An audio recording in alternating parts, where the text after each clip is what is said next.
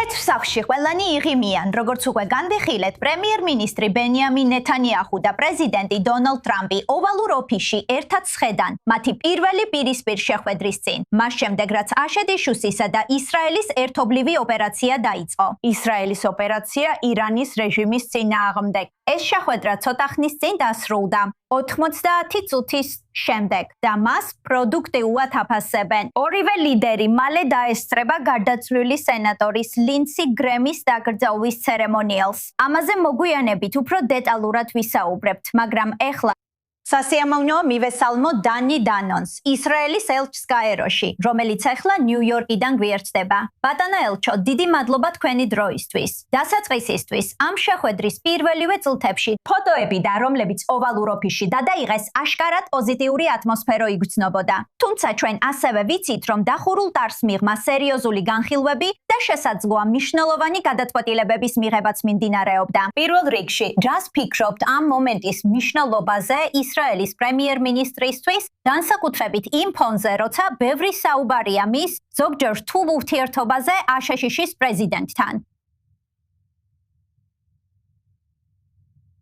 პრემიერ-მინისტრმა პრეზიდენტ დონალდ ტრამპს 8 ჯერ შეხვდა მას შემდეგ, რაც მან მეორე ვადით დაიკავა თანამდებობა. ეს თავისთავად მეტყველებს ყველაფერზე.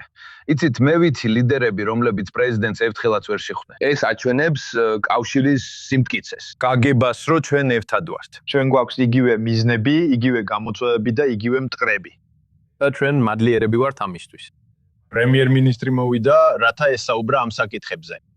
დარწმუნდეს, რომ ჩვენ ერთიანები ვართ აშშ-ისთან.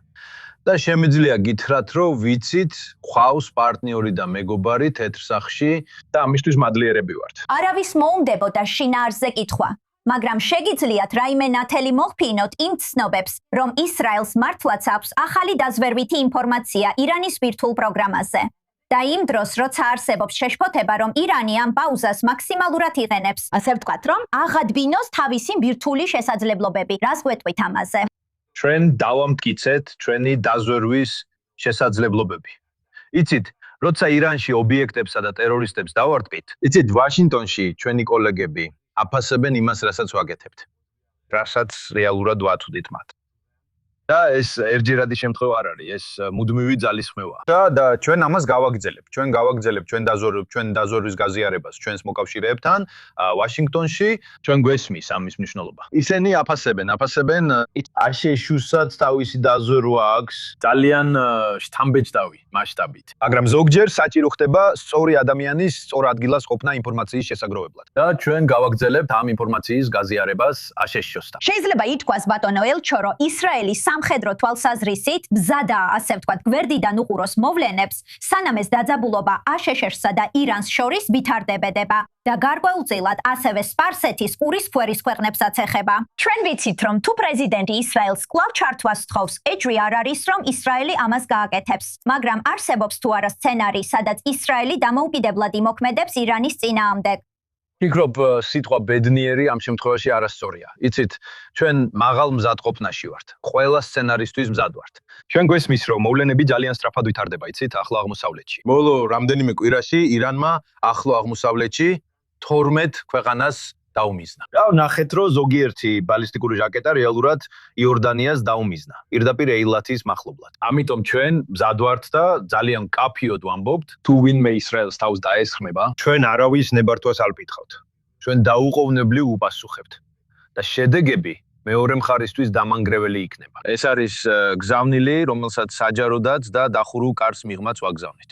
როგორ შეაფასებდით ისრაელელების განწყობას კიდევ ერთი ომისა და თავშესაფრებში მეტი დროის დატარების პერსპექტივასთან დაკავშირებით? თუ შედეგი მხოლოდ აშშ-სა და ირანს შორის ამ სერიოზულად ხარვეზიანი ურთიერთგაგების მემორანდუმის შესახებ მოლაპარაკებებზე დაბრუნება იქნება, ეს ნამდვილად არ არის ის შედეგი, რომლის ნახვაც ისრაელელთა უმეტესობას სურს.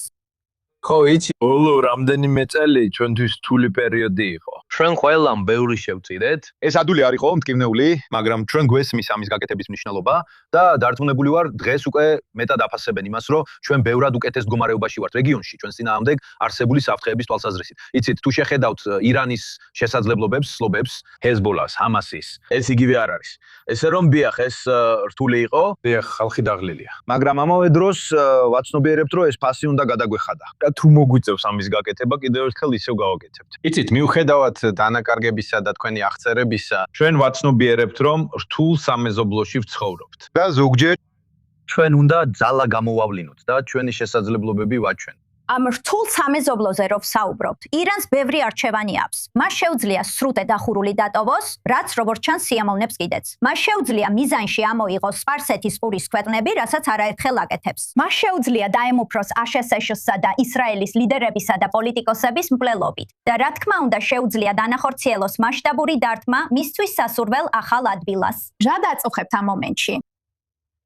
კი, ბევრი რამ გვაქვს სანერვიულო, მაგრამ ოპტიმისტურად ვარ განწყობილი. ფიქრობ უნდა შევხედოთ იმას, რაც მივაღწიეთ. ჩვენს შესაძლებლობებს და ჩვენ მზად ვართ. ჩვენ თავდაცვის სისტემების მხრივაც მზად ვართ. ჩვენ დაზვერვის მხრივაც მზად ვართ და მე ვიცი, რომ შეგვიძლია ვენდოთ ჩვენს ბიჭებს და გოგონებს ისრაელის თავდაცვის ძალებში. იცით, ჩემი ქალიშვილი, ჩემი ვაჟიშვილი, ჩვენ ყველანი ამ ძალისხმევის ნაწილი ვართ. და ჩვენ ვამაყობთ ამ ახალგაზრდა თაობით, რომლებიც რეალურად უზრუნველყოფენ რკინის გუმბათს ყველა ისრაელელისთვის, რათა უსაფრთხოდ იცხოვრონ. ისი ამოვნონ ზაფხულით. იცით და მიუხედავად ყველა საფრთხისა და გამოწვევისა და სწორედ ამას ვეუბნები ჩემს კოლეგებს, თუ დღეს თელ-ავივში მოხდებით, დაინახავთ, იცით ისრაელის სილამაზეს, დემოკრატია მოქმედებაში და დარწმუნებული ვარ, ეს გაგრძელდება.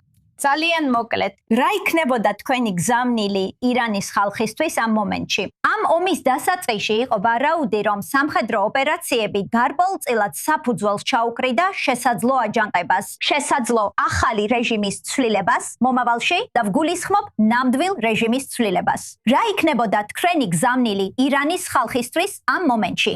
მე ვეტყოდი მათ, რომ ეს რეჟიმი დიდხანს ვერ გაძლებს.